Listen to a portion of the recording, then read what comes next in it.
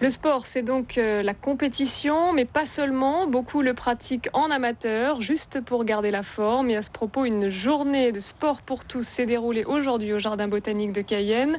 Vous allez le voir, de nombreuses activités étaient proposées aux visiteurs autour de la santé et du bien-être. C'est un reportage signé Alex Robin et Christian Cholou. Il n'y a pas d'âge pour pratiquer une activité physique. Ici, il n'est pas question de performance ni de résultats. C'est une culture différente qui s'exprime. Maintenant que je suis en retraite, je vais 2 fois par semaine au sport. On fait des jeux, on revient, c'est-à-dire on retombe en enfance. Simplement parce qu'on rejoue à la marelle, au TikTok, ce qu'on a joué quand on était petit. Bouger avec les copines, cela fait 3 ans que notre interlocutrice a commencé. Une attitude qu'elle voudrait voir se développer ici. Je conseille aux seniors, ceux qui ne sont pas encore inscrits, de s'inscrire pour pouvoir avoir une bonne santé. Le sport me remet en forme, la marche, et ça a été une très bonne initiative. Pour le sport pour tous, c'est une très bonne chose. D'autant que les seniors ne laissent rien au hasard. C'est au sein du comité sport pour tous que ces dames viennent se faire plaisir. Une pratique encadrée, donc en toute sécurité.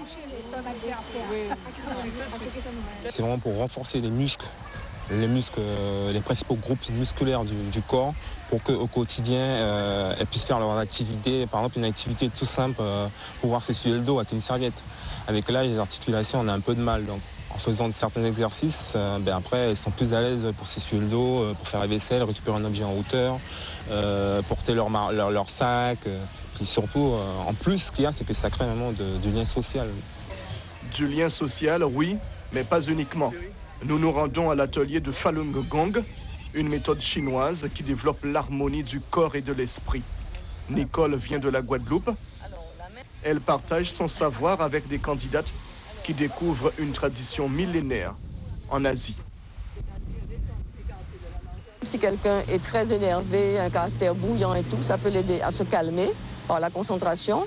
Et si quelqu'un manque d'énergie, au contraire, ça peut l'aider à avoir un peu plus d'énergie, un peu plus d'endurance. Juste à côté, Magali fait travailler des femmes enceintes. Elle est éducatrice en sport de santé. Elle présente un programme adapté à la situation des femmes attendant un bébé. Quand vous faites ça, voilà, là l'épaule elle monte. Les exercices qu'on va faire, ils sont sur le renforcement musculaire au niveau du haut, sur la respiration pour aider à mieux prendre des formes, on va dire, à se retrouver dans un corps qui est en train de changer. Et ensuite, de la relaxation, de la détente. En octobre prochain, la Guyane disposera d'un centre destiné à l'accueil des futures mamans. Une assistance sportive en toute sécurité.